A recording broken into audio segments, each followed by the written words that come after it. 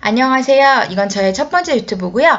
캐나다에서 가정재무 설계를 어떻게 하는지 오늘 설명을 드릴 거예요. 제 이름은 킴이고요. 이번 첫 번째 유튜브이기 때문에 많은 실수나 이런 것들이 있을 수 있는데요. 양해해 주시기 바랍니다. 다음 바로 넘어갈게요. 가정재무 설계는 어떻게 하는 것이냐면요. 돈이 어디로 가고 있고 어디로 들어오고 있는지 이런 것들을 파악하는 거고요. 그리고 자신의 재정 목표가 무엇인지, 돈을 얼마나 모을 것인지, 언제 내가 얼마만큼의 돈이 필요한지 이런 것들을 찾아내는 거를 재무설계라고 합니다. 사실 이 두 가지가 굉장히 간단해 보이지만 쉽지는 않거든요. 그래서 대충 돈이 월급으로 들어오면, 통장을 대부분 들어오면 그걸 그냥 자동이체나 이런 걸 나가게 하고, 부족하지만 않으면 대부분 그런 변화를 겪지 않으시고 그냥 쓰시거든요. 근데 그렇게 하면 내가 원하는 목표나 내가 언제 돈이 필요한지 이런 거에 대한 어떤 계획이나 설계를 못하기 때문에요. 다른 문제들이 가끔 생기기도 하거든요. 그래서 그런 것들을 방지하기 위해서 재무설계는 아주 꼭 필요합니다. 첫 번째, 나의 돈이 어디로 가고 있는지 알고 싶으면요. 예산안을 한번 짜보시는 거예요.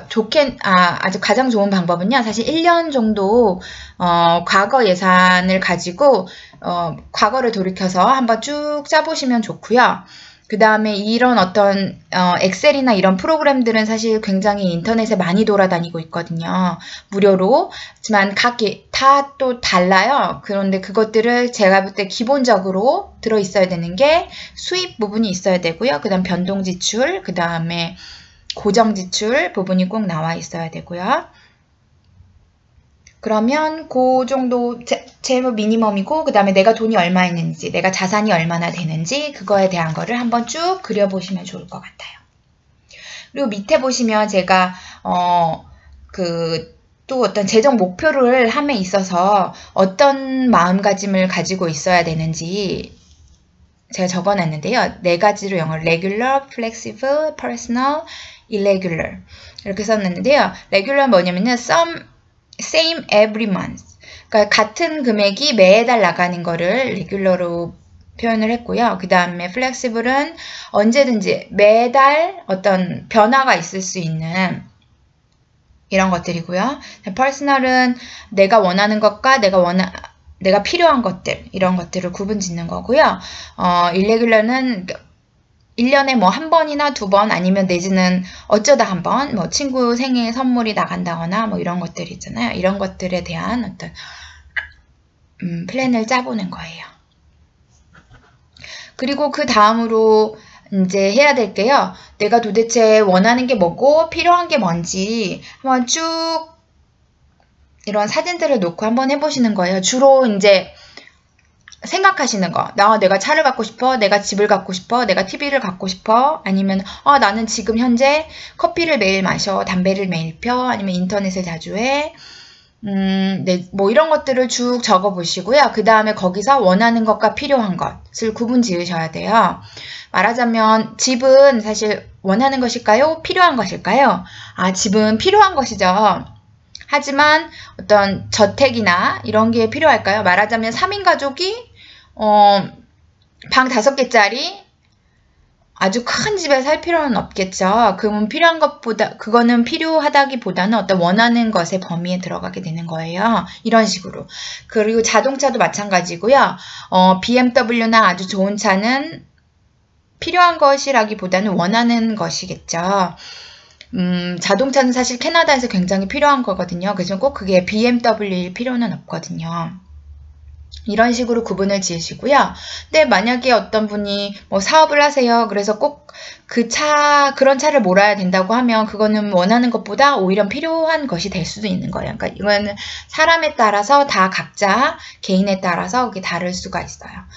커피 같은 경우도 필요한 건지 원하는 건지, 담배 같은 경우도 필요한 것인지 원하는 것인지, 그거에 대한 정확한 구분을 지으시면 좋을 것 같아요. 한번 쭉 이렇게 자기가 생각한 거, 머릿속에 있는 것들, 내가 주로 사는 것들, 이런 것들을 한번 쭉 적어 보시고요. 그 다음에 그것들을 구분을 지으시면 될 것 같아요. 그다음에 다음으로 내려가면요. 재정재무 설계에서 또 중요한 게 수입이거든요. 내가 도대체 얼마나 들어오는지, 얼마가 나가는지 알아야 돼요. 그리고 어떤 재무 설계에서 기본이 되는 게 뭐냐면요. 자기가 만약에 세이빙을 하고 싶으면 수입을 늘려야 되는 거고요. 그 다음에 소비를 줄이는 거예요. 이게 아주 가장 기본적인 거거든요. 그래서 내가 그 수입을 파악을 하시는 거예요. 내가 얼마나 정규 수입이 있고, 내가 혹시 주말에 알바를 할 수 있는지, 만약에 지금 돈이 부족하다면, 아니면 내가 돈을 더 세이빙을 하고 싶다면 이런 것들을 한번 찾아보시는 거예요. 배우자도 한번 일자리를 찾아본다거나 아르바이트 할 수 있는 것들, 그리고 캐나다에도 사실 캐시백 하는 것들이 많이 있거든요. 쿠폰이나 이런 것들을 또 어떻게 보면 소비를 줄이는 부분이기도 하지만 그런 것들이 또 수입이 될 수도 있거든요. 그래서 그런 것들 한번 잘 찾아서 생각해 보시고요.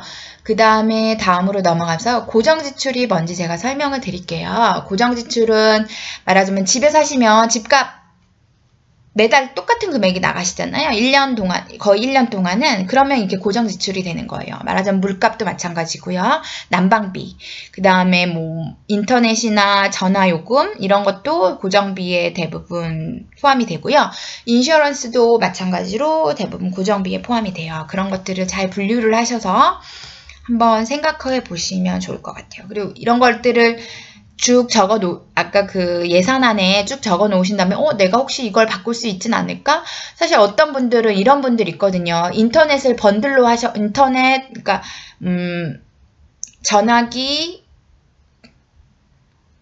뭐 이렇게 번들로 3가지 하셔가지고, TV 이렇게 3가지 하셔서 70불, 80불 내시는 분들도 있거든요. 그런데 요즘 프로모션 하는 거 찾으시면 더 훨씬 저렴한 것도 많이 있고요. 그 다음에 메이저급 회사들이 아니면 그것 또한 더 또 저렴하고 서비스 좋은 것들도 있고, 만약에 내가 TV를 보지 않는데 굳이 TV 번들이 싸다고 해서 또 그러실 필요는 없는 거예요. 나는 대부분 다 인터넷으로 보고 인터넷을 이용하시면 과감히 집 전화는 자르시고 그 다음에 인터넷만 그 대신 인터넷 뭐 사양을 좋은 걸 고르신다거나 언리미티드로 이런 식으로 운용을 하시는 거예요.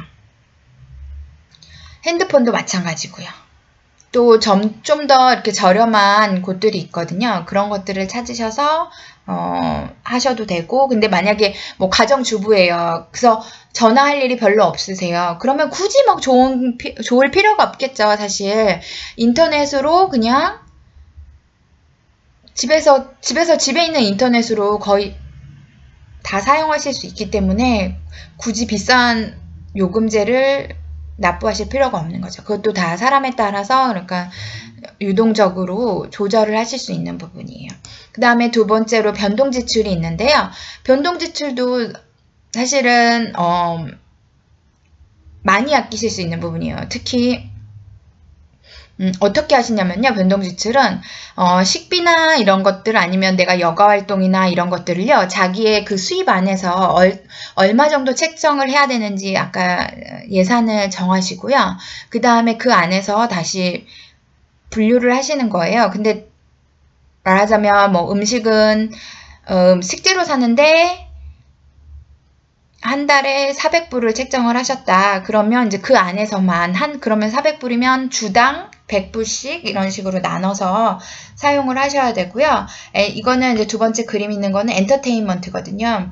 그런 영화 보러 간다거나 아니면 어떤 애들이랑 놀이동산에 간다거나 그런 것들을 만약에 한 달에 20불 정도나 아니면 뭐 30불씩 이런 걸 책정을 하셔가지고 그 돈이 모일 때까지 기다렸다가 가는 어떤 그런 거를 하시면 되고요. 이것도 외식비도 마찬가지예요. 외식비도 뭐 한 달에 50불 아니면 100불 이런 식으로 정하셔서 그 안에서 쓸 수 있도록 하고 남는 돈은 또 다른 통장으로 옮기고 이런 것도 마찬가지고 뷰티나 바캉스도 마찬가지고요. 이런 식으로 다 옷 사는 것도 뭐 한 달에 20불, 30불씩 모아서 소비하는 이런 습관을 가지시면 좋아요. 그리고 식비 지출을 하실 때는 쿠폰이나 이런 것들이 있거든요. 그런 것들을 잘 활용하시면 많은 도움이 됩니다. 그리고 제가 시간이 가면, 그러니까 다음 비디오, 그 다음 비디오 하면서 많은 팁들을 드릴 거거든요. 이제 이 안에 세세한 팁들을, 그런 팁들을 많이 활용하셔서 플러스가 나서 세이빙 하실 수 있었으면 좋겠습니다. 네, 기본은 지금 이 재무 설계를 하시는 게 좋아요. 어떤 건지 한번 생각해 보시고요. 그 다음에 또 다음으로 정말 계속 강조해도 부족하지 않은 게요. 가계부 작성이거든요. 아까 예산안은 제가 말씀드렸잖아요. 과거의 어떤 나의 그걸로 예산안을 한번 작성해 보시고요. 그 다음에 가계부는 이제 진짜 지금 쓰는 그런 어떤 그런 거예요. 내가 한 달에 얼마나 쓰는지, 내가 도대체 어떻게 되는지를 알아갈 수 있는 과정이거든요. 그래서 첫 번째 한 달이나 두 달 정도는 내가 정말 그냥 아무 생각 없이 쓰고 있는 그거를 정확하게 기입만 하셔도, 그거 보시면, 내가 뭘 줄여야겠다. 이번에 너무 많은 걸 샀네? 또 내지는, 어떤 걸 사서 어떤 걸 버렸네? 이런 것들을 아마 혼자서 스스로 깨달으실 수가 있을 거예요. 그런데 그런 것들을 하시려면 가계부로 어떤 걸 쓸지를 또 정하셔야 되잖아요. 요즘에는 앱 가계부도 있고요. 엑셀 가계부, 그다음에 책으로 된 가계부, 뭐 여러 가지 등등 여러 가지가 있는데요. 자기가 편한 거를 고르셔서 쓰시면 돼요. 인터넷의 앱 가계부 같은 경우도 대부분 공짜로 많은 회사에서 진짜 좋은 프로그램을 출시하고 있거든요. 그러니까 잘 찾아보시면 되고요. 그다음 엑셀도 마찬가지고요. 그다음에 책 가계부 가지고 계시면 쓰시면 되고요. 또 제가 하나 더 설명드리고 싶은 건요. 처음에 시작하실 때는 사실 이 앱이나 엑셀, 책 다 꾸준히 하기도 힘들고 너무 자기가 성실하지 않으면 좀 약간 불편해요. 그래서 제가 한 가지 처음에 하시는 분들에게 추천드리고 싶은 거는요. 영수증을 쭉 모으셔가지고 그걸 주별로 모으시는 거예요. 그 다음에 그거를 매주 그 주별로 모으셔서, 그러니까 일주일에 한 번만 하시면 돼요. 영수증을 모으시고, 그 다음에 그거에 대한 합산 적어 놓으시고, 근데 그거를 어디다 적으시면 달력에다 적으시면 돼요. 아니면은 영수증을 모아가지고 호치키스 같은 걸로 찝으시고, 그 다음에 그 맨 위에 빈 종이 한 장을 딱 하셔서 거기서 이번 주에는 얼마 이렇게 썼다는 거 적으시면 되고요.